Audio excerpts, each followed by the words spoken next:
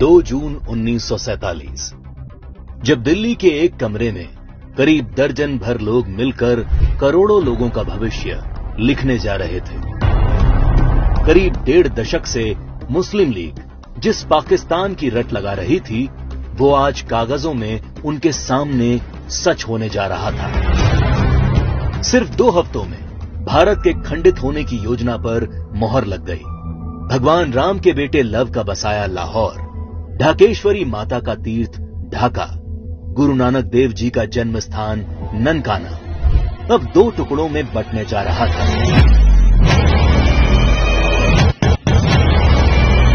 और अगर कोई इस विभाजन की योजना से अनभिज्ञ था, तो वो थी भारत की मासूम और निर्दोष जनता, जिस पर यह विभाजन कहर बनकर टूटने वाला था। 1947 को अंग्रेजों द्वारा किया विभाजन देश का पहला विभाजन नहीं था। अंग्रेज इससे पहले 1905 में भी बंगाल का विभाजन कर चुके थे, लेकिन उस विभाजन का पहले बंगाल में और फिर पूरे देश में इतना मुखर विरोध हुआ कि अंग्रेजों को 1911 में अपना फैसला वापस लेना पड़ा था। विभाजन का जो काम अंग्रेज 1905 में नहीं कर पाए, वो 1947 में करने में कैसे सफल हो गए? तो जो बात 1905 के बंगाल को 1947 के भारत से अलग बनाती है, वो है कांग्रेस पार्टी, मुस्लिम लीग और भारतीय कम्युनिस्ट। 1905 में बंगाल विभाजन के विरोध के बीच ही 1906 में मुस्लिम लीग का जन्म संयुक्त बंगाल के ढाका में हुआ। बंग भंग आंदोलन के बाद जन्मी मुस्लिम लीग ने 1909 में मार्ले मिंटो सुधार के नाम पर पृथक निर्वाचन प्रणाली मांग से शुरू करके अगले 30 साल में अलग इस्लामिक राष्ट्र पाकिस्तान के नाम पर भारत को मजहब के नाम पर बांट कर रख दिया। 1920 के तुर्की के खलीफा के समर्थन में चलाए गए कांग्रेस के खिलाफत आंदोलन ने मुस्लिम कट्टरपंथियों को यकीन दिला दिया कि वे अपनी गैर जरूरी मांग पर भी कांग्रेस के नेतृत्व को मना सकते हैं। इसके बाद 1930 में अल्लामा इकबाल ने पहली बार मुस्लिम लीग के अधिवेशन में अलग इस्लामिक राष्ट्र की रूपरेखा रखी। इकबाल की कल्पना के इस अलग इस्लामिक देश के लिए पाकिस्तान नाम सबसे पहले चौधरी रहमत अली ने प्रयोग किया। जब 1933 के तीसरे गोलमेज सम्मेलन में चौधरी रहमत अली ने पाकिस्तान अभी नहीं तो कभी नहीं नाम के पर्चे बांटे और करीब 7 साल बाद 1940 में लाहौर अधिवेशन में मुस्लिम लीग ने पहली बार पाकिस्तान नाम के अलग इस्लामिक देश का प्रस्ताव पास किया और 1947 में 10 लाख लोगों की लाश पर चढ़कर एक अलग इस्लामिक देश बना लिया।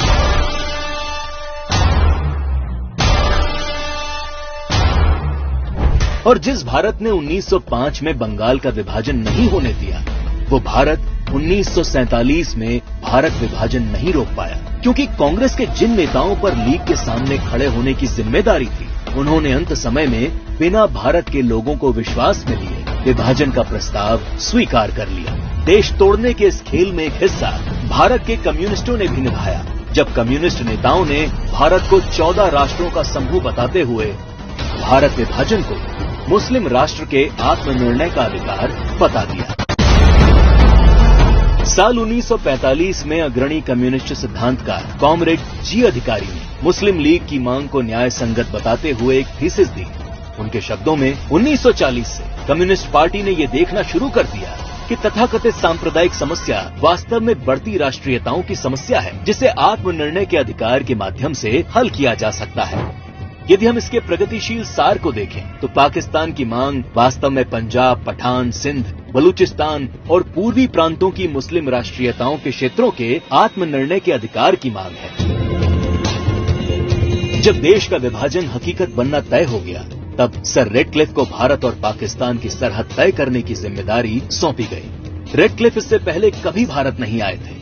उन्हें भारत की सांस्कृतिक विरासत, सभ्यता, मूल्यों, तीर्थों के विषय में कोई जानकारी नहीं थी।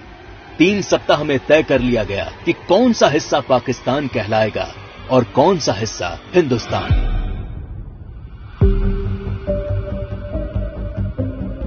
सदियों से एक जैसे इतिहास, भाषा, बोली, खान पान लिए रह रहे लोग, गांव और शहर रातों रात 2 देश बन गए। करीब 1.5 करोड़ लोग रातों रात बेघर हो गए और करीब 10 लाख से अधिक लोग इस विभाजन के नाम पर काल के गाल में समा गए। ये विभाजन जिसने आगे चलकर पूर्वी पाकिस्तान में एक नए नरसंहार को जन्म दिया।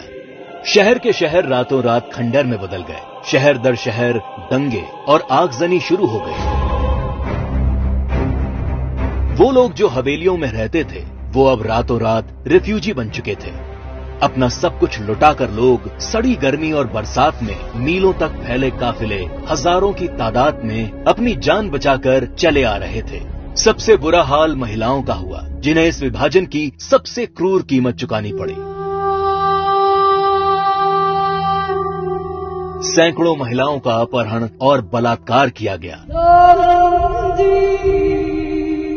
1940 के दशक में भारत की ही भांति नरसंहार झेलने वाले यहूदियों की विभीषिका को आज पूरा संसार जानता है। 27 जनवरी को आज पूरा विश्व होलोकास्ट दिवस के तौर पर मनाता है। लेकिन इस विभाजन की कभी न भूली जा सकने वाली त्रासदी को भारत की ही पूर्व की सरकारों ने कभी याद करने की कोशिश नहीं की। विभाजन विभीषिका दिवस 14 अगस्त का दिन विभाजन विभीषिका का स्मरण करने का दिन है। 14 अगस्त का दिन अटल जी की इन पंक्तियों को दोहराने का दिन है। तुम दूर नहीं खंडित भारत को पुनः अखंड बनाएंगे, गिलगित से गारो पर्वत तक आजादी पर्व मनाएंगे। उस स्वर्ण दिवस के लिए आज से कमर कसें, बलिदान करें।